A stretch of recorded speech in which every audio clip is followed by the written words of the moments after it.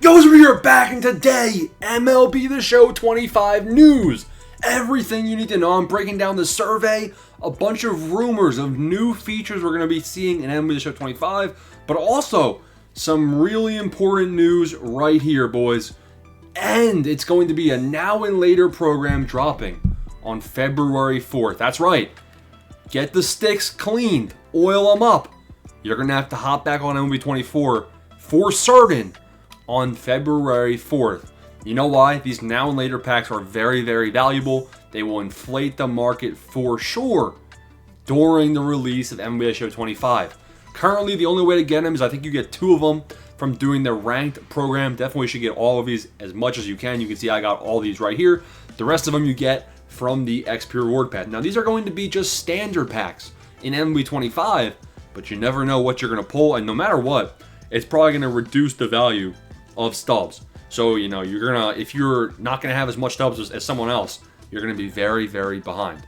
So I think you can get around 10 or 12 of these packs currently, but February 4th, they're dropping a whole new program, presumably where you can get at least, hopefully, 5 more of these packs. You know, honestly, I don't want them to release too many. I don't think that would be good for MLB 25 and the way that the game would start, but you would like to see at least some of them. Now, in terms of new features, boys, now this is huge. We have a whole list of things where they're thinking of adding into the game. The first one being, right, we're going to go one by one. They sent out a survey to people and said, you know, how do you feel about some of these things being added?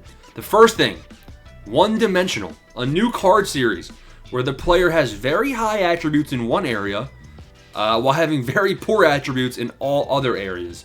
AKA, you know, example being a great hitter, but having horrible speed and horrible fielding. Well, look no further because we already have this kind of in the game. So I'm not too big of a fan of this. I feel like this is kind of just naturally in the game already. You know, you look at a guy like Randy or Rosarena, whenever he gets a card, you know he's going to have common defense and things of that nature. So it's not really kind of a new idea. I feel like the cards that we already have kind of stand in that place. So, like, for example, Lou Brock, you know Lou Brock isn't going to have power unless you're him like me and have 5 home runs with him. You know he's going to be a contact and speed type guy, but his power is going to lack. So I don't know. I think this is kind of stupid. So I think it kind of already exists. The next thing is visual unlockables. New unlockables that can alter visual aspects of gameplay. And the example they gave, boys, a pumpkin baseball unlockable that turns the ball in the game into a pumpkin. Or a golden cleat that turns your cleats into solid gold.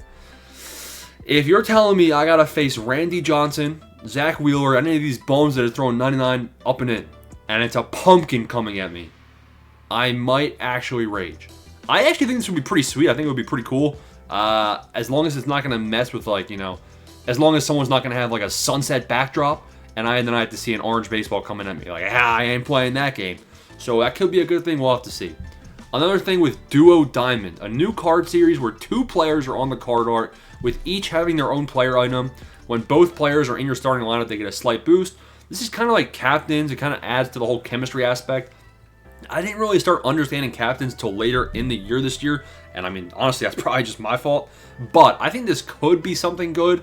I just don't like it. I wish that captains, honestly, were a bit reduced in how they were used. I just feel like it's confusing because to really see what the captain boost is when you have all of these different captains, you have to put them in your lineup in the first place. It's almost like research. It kind of makes things more complex, which can be good and bad. I'm not a huge fan of it.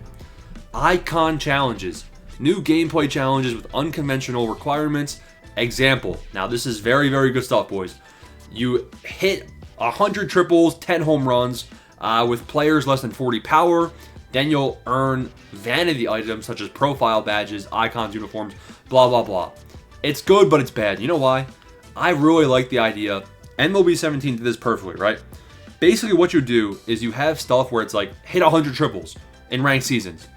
And then what you get would have been 12,000 stubs. And it was repeatable. So you basically, if you complete a certain amount of a certain stat mission, kind of like the rank program, but you would get 12,000 stubs every time you did it. It was OP. They're telling me they want to give me a bat skin or a uniform? Hell no. It's trash, bro. I don't want that garbage. Now we got something else called Retro Draft.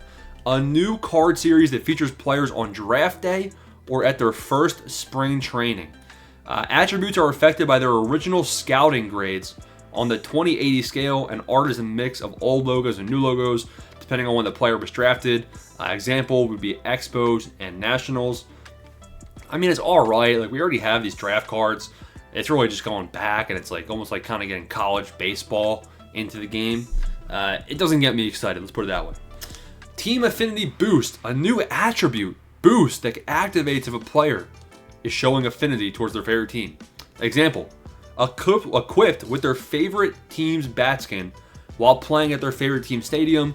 These boosts might apply to all attributes or be a specific attribute. This is basically a theme team, so it's kind of like a captain boost, but it seems like it is based on what equipment they have equipped. It's good. It's not great. That's not what I'm looking for them to add.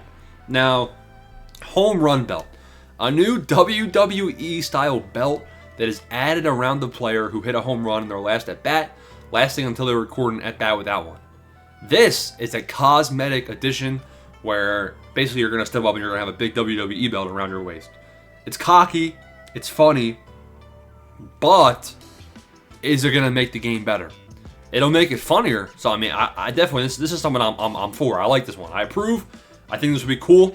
You can have different, it doesn't have to just be a WWE belt. You can implement different things. I think it would be pretty funny, especially in Diamond Dynasty. Now, let's see what other changes there are. Rogue card series. A new card series where the card starts at a low overall and slowly upgrades by completing missions. Once all the missions are completed, the card increases by 1 overall. Then new missions. Holy, this sounds so bad, bro. Everyone's like, oh, I love it. I love the evolution cards. It sucks, bro. It's the extreme program on steroids. I'm not even kidding. They did this before, man, and it was so hard to evolve these cards. They'll start at like a 70 overall bronze, and then you gotta grind and grind. It's so painstaking, takes forever. I mean, really, I like the idea if it's like, hit 5 hits. And it should be like hit 1 hit and earn 1 overall. Because obviously, if you're starting as a bronze, you want to gain plus 25 overall.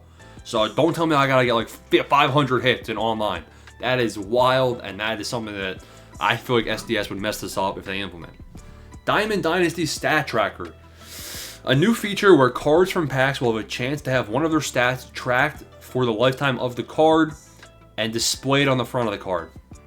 I mean, it's good. It's a good addition, but like they're advertising it like it would change. Like, I already have the stat tracker right here. I already know everyone's stats. It's just a matter of it will be on the front of the card. But it basically is, because when they step up to bat, you already see most of their stats. So I mean, it's all right, but like, again, kind of trash.